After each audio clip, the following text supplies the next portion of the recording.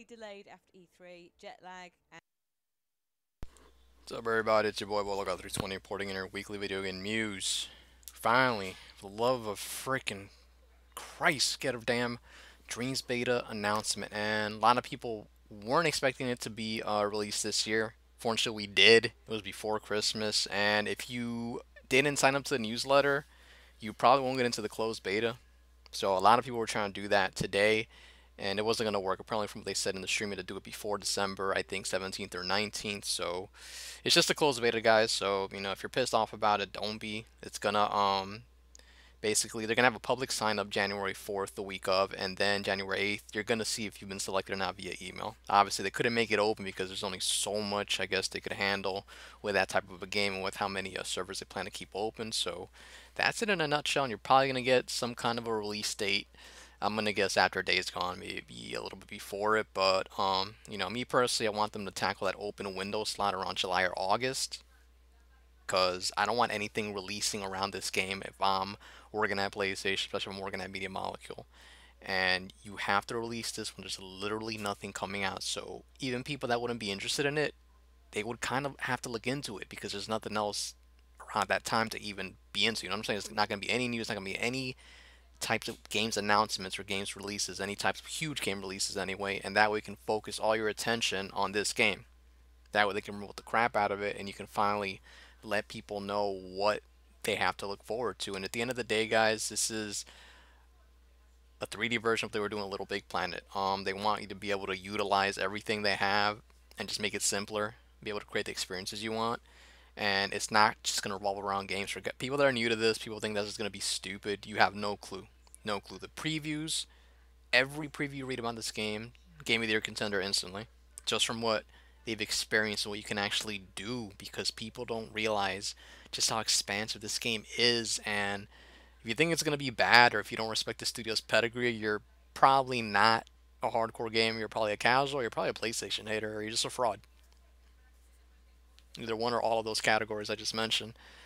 Guys, this is a highly rated studio. They've done nothing but games that have won awards, that have been critically acclaimed. So to doubt them because you don't understand what they're doing is pretty retarded. It's a team of high level IQ'd people. Extremely high level IQ'd people. So when I see some degenerate on Twitter or some ghetto idiot on a podcast saying the studio's going to be closed down or this project needs to be canceled, there's a reason you are where you are, and these guys are where they are, working with the best game publisher developer in the business, and you're just doing stupid shit in your mom's basement with no job. And I'm referencing towards a particular person. I'm not gonna say their name, but yeah, there's been a couple of outspoken people.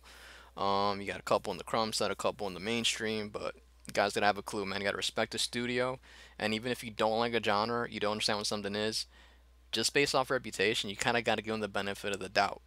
And that's just how I view it. And from all the previews and what from people have had their hands on with this game, and just given their overall opinions about it, it's gonna revolutionize a lot of stuff. And like I said, it doesn't have to do with video games. People that have to do presentations for their jobs, you can use this. People that like to mess around with music, you can use this. People that like to sell stuff on Etsy, you can use this. Because you gotta remember, when this comes out, it's gonna have full PSVR functionality.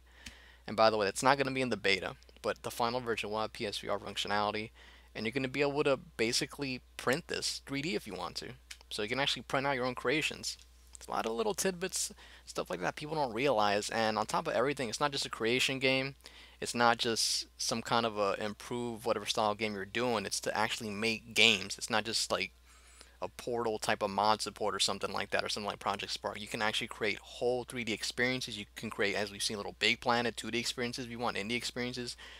This is something that's taken this long to do because it's supposed to have no limits, apparently. And we're all dying to get our hands on it, man. A lot of people will be fortunate enough to experience this tomorrow. I'm gonna have to wait until hopefully the week of the 8th, assuming that I get in when I sign up into the I guess what's the public week from the 4th to the 8th. So you got January 4th to sign up, and then the 8th, like I mentioned before, you'll see if you're selected. But yeah, guys, I mean, the studio deserves your respect. I know it's taking a lot of time. It's a very unorthodox thing. I'm not saying that there shouldn't be some level of worry, but I'm telling you, they're showing stuff. It's not like they're hiding stuff behind the famous bald black actor like a certain other company. This is something they've shown a lot of in terms of previous demos. They've let people have hours and hours of hands-on with it.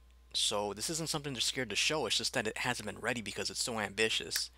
So alright guys, moving on. Nintendo Switch. Mad props to them guys.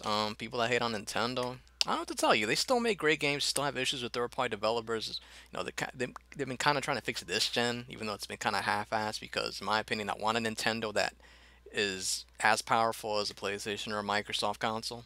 But we're not gonna get that because they want to sell it to you cheap, and that's kind of why they made a comeback. You know, this isn't the best system. This is my favorite system by far, guys. Trust me. But the fact that it pretty much, I think, from March 2017 on to November 2018, it sold, I think, over 8 million, and it's the fastest rate. It's not saying that it's the total amount of consoles that they've overtaken in the U.S. according to NPD, but the rate that they're going is the fastest compared to the big three. And after the Wii U sucked for about a couple years, I really, it really doesn't seem strange to me when I look at the numbers. They're kind of piggybacking off of a failed console, and if they want to twist it and kind of market it in a Xbox Microsoft sort of way to kind of be like, well, we're the fastest selling console, well, I guess they can because at least they actually bring out games, and I don't have a problem with people who actually bring me quality Game of the Year contending games.